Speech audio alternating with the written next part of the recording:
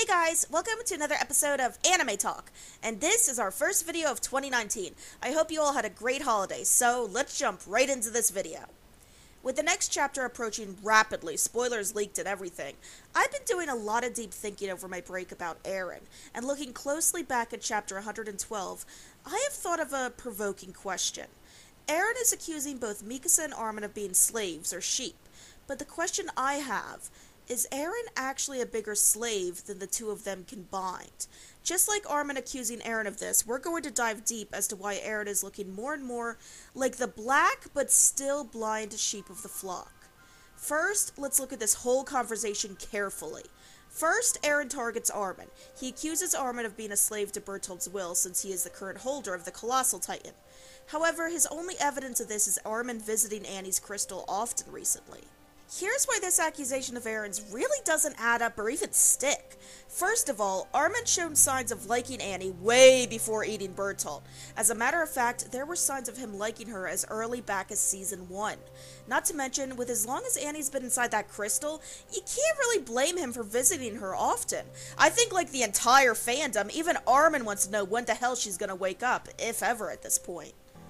Armin is far from being a slave to Bertholdt's will. He clearly still thinks for himself, cares deeply for Mikasa and his other friends, while still keeping a level head. Really, the only thing that's changed about Armin in these past 4 years is that he isn't agreeing with Eren's way of doing things. That doesn't make him a slave, that's just his own opinion. And Eren seems to think Armin being enslaved by Bertholdt is the reason why they're suddenly disagreeing and his visits to Annie's crystal. So, if anything, when you really look at Armin's character, this is a poor accusation of Eren's. Next, Eren turns his accusations onto Mikasa, by bringing up her Ackerman genetics, basically accusing her of being a slave to Titan programming, and that's the only reason she's ever cared about him or followed him.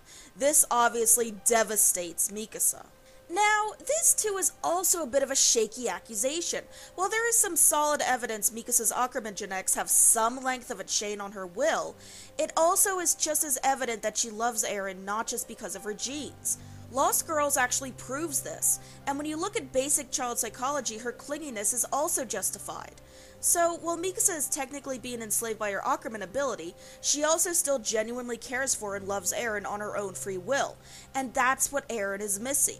The only reason Armin and Mikasa look distressed at his accusations is because, well, whether he's doing it purposely or not, Eren is manipulating them.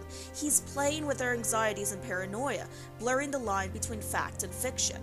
The bottom line is, Eren may be the black sheep of the flock, but he is just as blind as them all, if not more. He's currently seeing distorted versions of his two childhood friends, under pure influence by Zeke and most likely other reasons. This distorted vision is blinding Eren of the truth, that Armin and Mikasa are still his comrades, his best friend, his girl. They may be flawed, but everyone is in this cruel world. He seems to only be seeing the worst of things, instead of actually thinking clearly, which proves how heavily he's being influenced. Armin wasn't just insulting Eren in this moment, he was stating a legit fact, a fact Eren doesn't want to believe yet. Between the influence of Zeke and his pride of not wanting to be livestock boiling over, Eren is at a peak in his life where he has to do one of two things. Either break free of his pride and influence and return to standing by his friend's side, or becoming a complete anti-hero of the series.